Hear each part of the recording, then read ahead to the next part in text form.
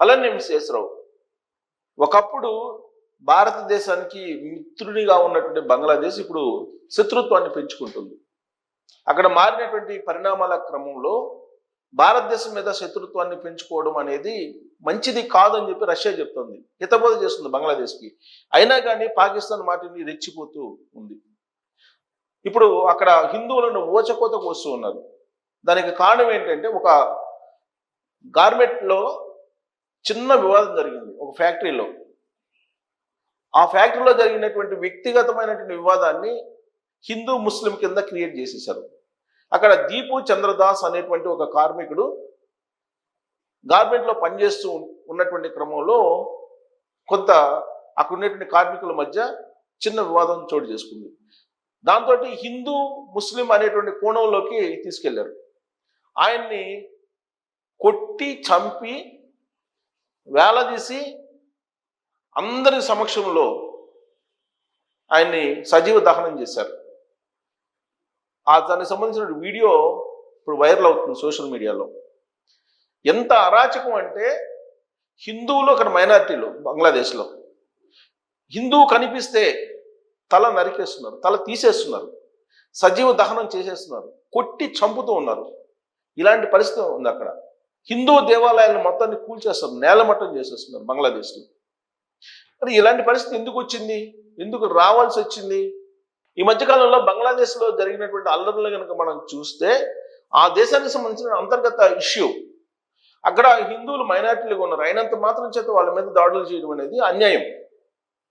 అక్కడ బిక్కుబిక్కుమంటూ హిందువులు ఉన్నారు, వాళ్ళు బంగ్లాదేశ్ పౌరులు. మరి మన దేశానికి ఏ సంబంధం అని చెప్పి అనుకోవచ్చు, కానీ హిందువులు ప్రపంచవ్యాప్తంగా ఎక్కడున్నా కానీ వాళ్ళకి సంఘీభావం ప్రకటించడం, వాళ్ళకి ధైర్యం చెప్పడం అనేది మన బాధ్యత తోటి హిందువుగా.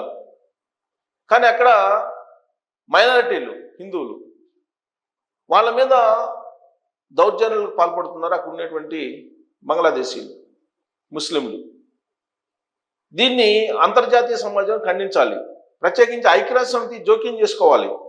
ఇలాంటి సందర్భంలో ప్రత్యేకమైన బృందాన్ని పంపించి అక్కడ పరిస్థితిని చక్కదిద్దాల్సినటువంటి బాధ్యత ఐక్యరాజ్య సమితికి ఉంది. ఐక్యరాజ్య సమితి పట్టించుకోవట్లేదు. ఐక్యరాజ్య సమితిని ప్రెజర్ చేయాల్సినటువంటి దేశాలు ఉన్నాయి. ప్రపంచానికి నేను అగ్రరాజ్యం అగ్రదేశం అని చెప్పి చెప్పుకుంటున్నటువంటి అమెరికా ఇలాంటి వాటిని చూడాలి. ఐక్యరాజ్య సమితిని ఇమీడియట్గా దించాలి రంగంలోకి. లేదంటే అగ్రరాజ్యం యొక్క ప్రాముఖ్యత ఏంది అనేది ఒక ప్రశ్నగా మిగిలిపోతుంది. ఇప్పుడు భారతదేశం బంగ్లాదేశ్ మాజీ ప్రధాని ఇక్కడ తలదాచుకుంటూ ఉన్నారు, హసీనా గారు ఇక్కడ ఇండియాలో తలదాచుకుంటూ ఉన్నారు. అక్కడ యూసఫ్ తోటి తాత్కాలిక ప్రభుత్వం ఉంది. యూసఫ్ జస్ట్ ఆయన తాత్కాలిక ప్రధానమంత్రిగా ఉన్నారు. యూసఫ్ ఆయన ఆధ్వర్యంలో ప్రభుత్వం నడుస్తుంది. ఇలాంటి పరిస్థితుల్లో అక్కడ ఎలక్షన్ జరగబోతున్నాయి. ఆ ఎలక్షన్ సందర్భంగా జరిగినటువంటి ఒక హత్య దేశం మొత్తాన్ని అల్లకొల్లోలం చేస్తుంది. ఇలాంటి క్రమంలో హిందువులు బలి అవుతున్నారు. ఏదైనా ఒక పని చేసేటువంటి స్థలంలో చిన్న వివాదం జరిగినప్పుడు దాన్ని మత కోణంలోనో కుల కోణంలోనో ప్రాంతం కోణంలోనో తీసుకెళ్తే ఇలానే ఉంటుంది. సో ఇప్పుడు బంగ్లాదేశ్లో అలాంటిది జరుగుతుంది.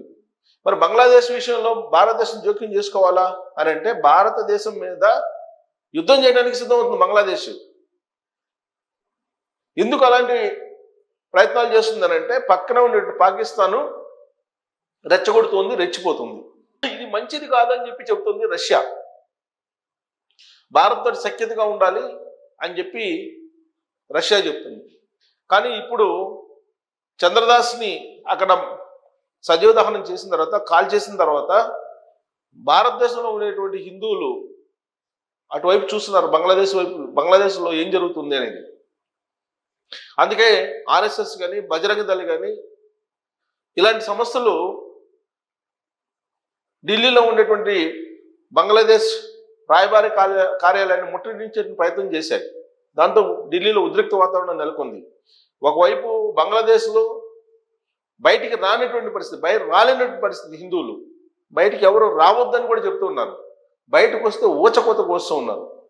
ఇలాంటి సిచ్యువేషన్ని మళ్ళీ సాధారణ పరిస్థితులు తీసుకురావాల్సిన బాధ్యత ఐక్యరాజ్య సమితి మీద ఉంది. కానీ ఎక్కడ కూడా అగ్రరాజ్యాలు ముందుకు రావట్లేదు, ఐక్యరాజ్య సమితి ముందుకు రావట్లేదు. మరి అలాంటి దాష్టికాన్ని అడ్డుకునేది ఎవరు? ఖచ్చితంగా ఆ దేశం మీద ఒత్తిడి తీసుకురావాలి. సరిహద్దులో ఉండేటువంటి దేశాలు, చైనా లాంటి దేశం కూడా ఇన్వాల్వ్ కావాలి. ఆ దేశంలో జరుగుతున్నట్టు ఆకృత్యాల్ని ఖండించాలి. కానీ ఆ తరహా ఒత్తిళ్లు అంతర్జాతీయంగా కనిపించట్లేదు. దాంతో యథేచ్ఛగా అక్కడ ఉండేటువంటి ముస్లిమ్స్, హిందువుల్ని చంపేస్తూ ఉన్నారు, కాల్చేస్తూ ఉన్నారు, మానభంగాలు చేస్తూ ఉన్నారు, రకరకాల ఆకృత్యాలకి పాల్పడుతున్నారు. దానికి సంబంధించినటువంటి న్యూస్ ఇప్పుడు అంతర్జాతీయంగా వస్తూ ఉంది. మీడియా ఎప్పటికప్పుడు ప్రజెంట్ చేస్తూ ఉంది. దానికి సంబంధించిన ఒక న్యూస్ చూస్తే భారత్ను రెచ్చగొడుతున్న బంగ్లాదేశ్ కరెక్ట్గా భారతదేశం యొక్క సైన్యం ఒక్కసారి గట్టిగా ఊపిరి పీల్చి వదిలితే దెబ్బగా లేసిపోద్ది బంగ్లాదేశ్. అలాంటి బంగ్లాదేశ్ ఇప్పుడు భారతదేశాన్ని రెచ్చగొట్టేటువంటి పరిస్థితికి వెళ్ళిపోయింది. కారణం సహవాస దోషం. పాకిస్తాన్ తోటి స్నేహం చేస్తుంది. ఇప్పుడు అసలు బంగ్లాదేశ్ ఏర్పడటానికి భారతదేశం ఎంత త్యాగం చేసిందో రీసెంట్గా నేను ఒక ఇంటర్వ్యూ కూడా చేశాను. నడింపల్లి సీతారామరాజు గారని ఒక సీనియర్ జర్నలిస్ట్, ఆయన మొత్తం నా ఇంటర్వ్యూలో చెప్పారు. ఆ ఇంటర్వ్యూ ఆల్రెడీ అప్లోడ్ అయ్యి ఉంది. ఆ రోజు బంగ్లాదేశ్ ఏర్పాటు చేయడానికి భారత సైన్యం ఎంత సాక్రిఫైస్ చేసిందో ప్రపంచానికి తెలుసు. కానీ ఇవాళ బంగ్లాదేశ్ పాకిస్తాన్ పక్షాన్ని చేరి హిందువులను ఓచకొత్తు కోసేటువంటి పరిస్థితికి వచ్చింది. సో భారత్ను రెచ్చగొడుతున్నటువంటి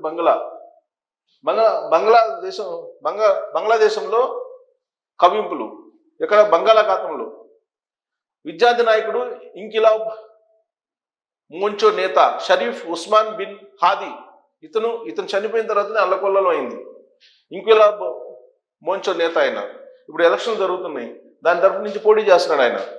బంగ్లాదేశ్ ఉద్రిక్త పరిస్థితులు నెలకొన్నాయి. భారత్ వ్యతిరేక ఆందోళనలు మిన్నంటున్నాయి. మరోవైపు గత కొన్ని నెలలుగా బంగాళాఖాతంలో ఆ దేశం వ్యవహరిస్తున్న తీరు చూస్తుంటే భారత్ను కావాలని రెచ్చగొడుతుందని అర్థమవుతుంది. ఆ దేశానికి చెందిన చేపల బోట్లు తరచూ భారత ప్రాదేశిక జలాల్లోకి చొచ్చుకు రావడం, ఎన్నడూ లేని విధంగా బంగ్లా నౌకాదళం కూడా ఆ ప్రాంతంలో గస్తీ పెంచడం దీనికి బలం చేకూరుస్తుంది.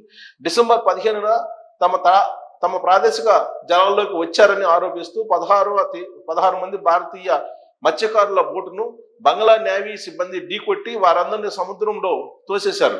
హుటాహుటిన అక్కడికి చేరుకున్న ఇండియన్ కోస్ట్ గార్డ్ సిబ్బంది 11 మందిని రక్షించారు. మరో 5గురిని ఆచూకీ ఇప్పటికీ లభ్యం కాలేదు. మరో 5గురిది పాక్ దగ్గరవుతూ బంగ్లాలో చోటు చేసుకున్న హింసాత్మక అల్లర్ల తర్వాత అప్పటి ప్రధాని షేక్ హసీనా దేశం విడిచి వెళ్ళిపోవడం, మహమ్మద్ యూనస్ నేతృత్వంలో తాత్కాలిక ప్రభుత్వం ఏర్పడడం చకచక జరిగిపోయాయి. అప్పటి నుంచి భారత్తో బంగ్లా సంబంధాలు క్షీణించాయి. అదే సమయంలో క్రమంగా పాకిస్తాన్కు దగ్గర అవుతుంది. అంతేకాకుండా బంగాళాఖాతంలో తన ప్రభావాన్ని విస్తరించేందుకు ప్రయత్నం చేస్తుంది. యూనస్ వ్యాఖ్యలు కూడా అందుకు మరింత బలం చేకూరుస్తున్నాయి. ఈ ప్రాంతం మొత్తానికి బంగ్లాదేశ్ సముద్ర రక్షకురాలు అంటూ గతంలో యూనస్ వ్యాఖ్యానించారు. ఆయన వ్యాఖ్యలకు తగినట్లుగానే బంగ్లా నేవీ సముద్ర సరిహద్దు ప్రాంతాల్లో గస్తీ తీవ్రం చేసింది. భారత మత్స్యకారులను నిర్బంధించడం, వారి బోట్లను స్వాధీనం చేసుకోవడం, కోస్ట్ గార్డ్ సిబ్బందితో కవింపులకు దిగడం వంటి చర్యలకు పాల్పడుతుంది. నోటిఫికేషన్ తర్వాత మరిన్ని కవింపులు. బంగ్లాదేశ్ లో వచ్చే ఏడాది ఫిబ్రవరి ఎన్నికలు జరగనున్నాయి.